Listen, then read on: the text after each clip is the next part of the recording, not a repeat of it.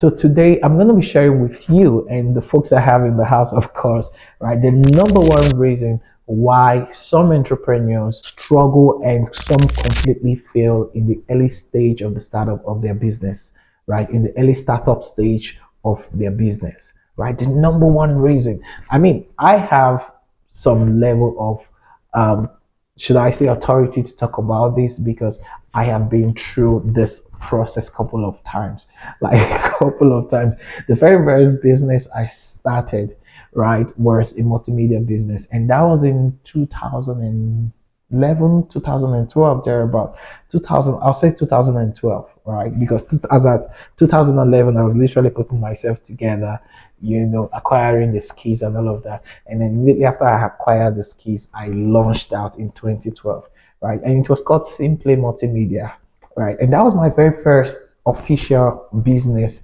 that I literally started. And I ran the business for like 2 years, and then the business it was unsustainable because um, I encountered the same reason why some entrepreneurs are struggling right now and some have literally completely failed in their business. The same reason, right? And I encountered that reason and then I had to shut down the business. In fact, one of the mistakes I see entrepreneurs make is that they get so passionate about their product, their service, their idea. I mean, trust me, the passion is good, right? Having the passion, the motivation, the fire inside of you burning so much to launch, to get this thing done, it's amazing. But trust me, having the passion is not enough. See, the passion is a trigger. When you get an idea, you feel so passionate, you feel the motivation to just hit the road, to start running, to start making things happen. That's amazing. It's good because you need to get started for you to be able to achieve something, right? However, passion is an ignition. Your passion is your ignition. Your passion do not create sustainability. You need something to keep your passion ignited so that you can keep going. And you know what that is? It's simple. It's results.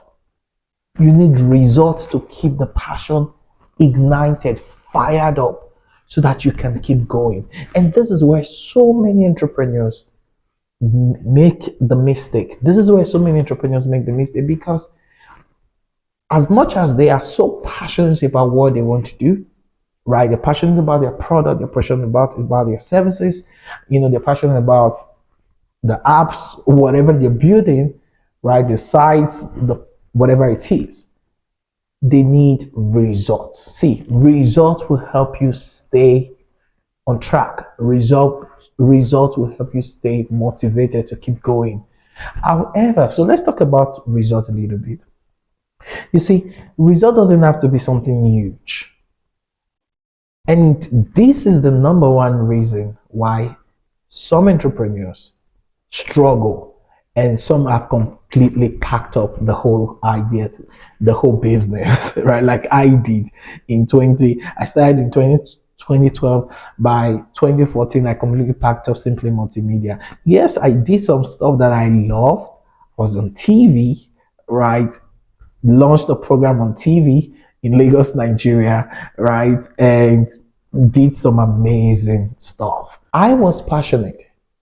I really wanted to create success. I want to just do what I love, right? And what you love is different from what the people want. That's the distinctive difference in being an entrepreneur versus you doing something that you love as an hobby. As an entrepreneur, you don't do what you love, you do what the people need or want.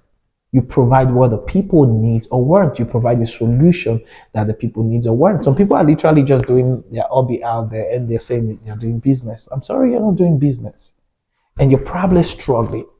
However, I'm not saying that you cannot work out your hobby into a business. You can if you do it rightly. So, what's the right way of doing it? Like working out your hobby into a business. that succeeds, that is profitable, because the definition of success in business is profitability. If you're not profitable in business, you're not in business. You're just you're just doing your hobby, right? You're probably struggling, and it's just a matter of time you back up, like I did, right? So the number one problem is that we want to make everything perfect. We just want to make everything perfect. We want to make everything look good. We want to impress ourselves. We want to impress other people out there. We want to show to the world that yes, we have this amazing product and we're doing this and we're doing this because of our self ego, pride. We want that, we want to feel. So instead of making the people, the market, the priority, we make ourselves the priority. Instead of serving the market, we serve ourselves. We fall in love with the product instead of falling in love with the market. We fall in love with the prototype, what we're doing, the system we're building, the structure, the brand. We fall in love with that instead of falling in love with the market. You see, there's a major criteria that every entrepreneur should have. It is called love. Every entrepreneur must have love. I mean, love in terms of feeling for the market. If you don't love your market, it will be difficult for you to walk the extra mile to put them first. Because if you want to succeed in business, your market must be the first priority in anything you do.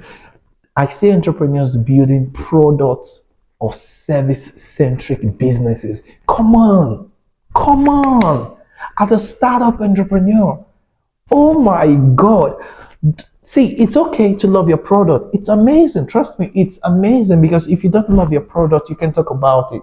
And talking about your product is a very key criteria and skill in marketing and creating awareness. So it's good to love your product or your service, but you have to fall in love first with your market and let the market tell you and determine how you build your product or your service for them to solve their problems. Why? Because they are the ones who would keep you afloat. They are the ones who will help you achieve success and help you sustain the success. And what do we mean by success here? We mean revenue, profitability. It is the market. It is the market. Because the essence why you're in business is not because you have to create a product or a service. That is a means to an end. The end game here is profitability, so that you can scale and become even more profitable. So you have to fall in love with the market, because the market are the ones who will make you profitable. If you satisfy the urge, you solve the pain point in the marketplace of the market, the people whom you've been called to serve, they will gladly give you money as an exchange for the value that you're giving them. And the more money you get, right, the more profitable you become if you do it right. If you get your system right, you get your accounting, you get your, demand and supply equation right. And that's it. So the challenge for startup entrepreneurs is they look less on the aspect of the marketing and sales and focus on the branding, focus on the product, focus on, the vibes, all of the vibes. Because, oh, you're a proud CEO, you like to call yourself a founder, you like to call yourself a CEO, you make the attention on you. You make the attention to be on you. You make the spotlight to be on you because you just founded the company. You just started a business. You are a proud CEO. Put it on your bio on Instagram, on Facebook, on TikTok, wherever. CEO of XYZ company. Amazing, right? But I'm sorry, nobody cares. And it's the fact. Nobody cares if you're a CEO or a founder. The market is selfish. The market don't care about your status. They don't care if you're married, they don't care if you're single, they don't care how many kids you have, they don't even care if you have a master or a PhD degree, they don't even care even if you have a degree or not. You know what the market care about? They care about their pain points. They care about their pain points. And if you are not prioritizing them to help them solve their pain point, you're not going to get a penny from them. You will not get a penny from them. And if you don't get a penny, you're going to go broke. It's just a matter of time. You might start a business with some kind of funding or savings that you already have if you're bootstrapping. Cool, amazing. But it's not going to last you for a long time if you're not generating revenue. And the only way you can generate revenue is if you serve the market. First, make the market a priority, build a business, build a market centric business, product, or service, right? And then serve the market, get feedbacks, communicate with the market, right? Get feedback from the market, know what they want, know what their needs are, and then you provide a solution to solve their problems, to meet their needs. And once you're able to meet their needs, even though it's not perfect, but you're trying and you're communicating with the market, you're going to get value from them, which comes in form of revenue. And enough revenue leads to profitability. Your net worth, your net profit, right? From your gross, and then you achieve your net profit. It keeps you profitable. And that way you can start scaling. So instead of focusing on building a perfect product, right? Building a perfect product, building a perfect brand, focus on making your market the priority and providing a solution to them. And the easy way you can do it, because right now in your mind, you're going to be like, well, I have to still create a good product to serve the market. And to create a good product, you probably say you need a lot of money. You need to get this, you need to put this in place so that you can have the perfect product to serve the market. Well, I disagree with you. I disagree. What you need is an MVP, a minimum viable product for the market, to test the market, to communicate, to build a communication, to build a relationship with the market, and then get feedback from the market, and then get some value also from the market based on your minimum viable product that solves a little pain point for the market. So when I mean market, I mean the people. Now the people are the market. The place is not the market. The people are the market. The people who you've been called to serve. They give you feedback, and then you take that feedback and then you use it to build your product. Also, the revenue you're getting from the MVP, the minimum viable product, you take that revenue, you put it back into your business to build your main product. You get it now, right? This is how you do it. You focus first on marketing, not operations, not PR, or not, no. You focus on marketing and sales. That is the first. And even if you're getting funding, I am a big advocate of bootstrapping. I love bootstrapping. I mean, currently, so our business have moved from, we started eHide, right? Our business as a telehealth company.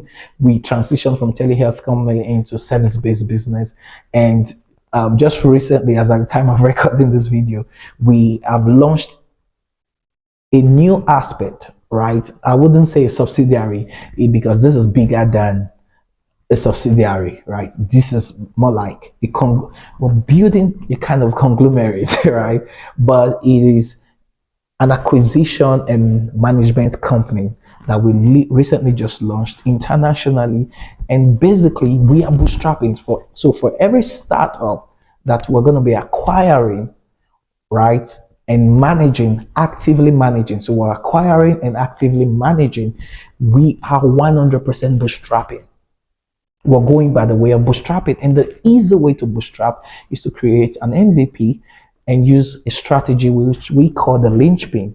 I'll probably talk about the linchpin in another video, right? But use a strategy called the linchpin. And what does the linchpin help you do? The linchpin simply help you with an MVP, help you generate a monthly recurring revenue.